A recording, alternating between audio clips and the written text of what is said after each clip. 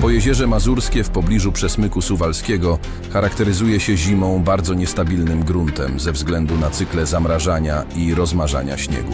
Podczas gdy blisko 70-tonowe Abramsy grzęzły w błocie, co ograniczało ich mobilność, K2 dzięki niskiej masie 55 ton i precyzyjnemu zawieszeniu hydropneumatycznemu przemierzał zaśnieżony, trudny teren tak, jakby to była płaska droga. Widząc, że silnik odpala za pierwszym razem przy temperaturach poniżej 20 stopni, a zautomatyzowany system ładowania działa bez zarzutu i nie zamarza, nasi żołnierze nabrali ogromnego zaufania do koreańskiego sprzętu. System Homarka wykazał się bezbłędną precyzją rażenia dzięki naprowadzaniu GPS i NS, nawet podczas gwałtownych zamieci śnieżnych. Co ważne, wyrzutnia zintegrowana z polskim podwoziem Jelcz 8PDO8 zachowała pełną stabilność platformy startowej w głębokim śniegu. W starych Honkerach zimą brakowało ogrzewania, co zmuszało nas do zakładania wielu warstw ubrań pod mundury, ograniczając nasze ruchy. Legwan natomiast, dzięki wydajnemu ogrzewaniu, pozwala na komfortowe prowadzenie działań nawet przy 30 stopniach.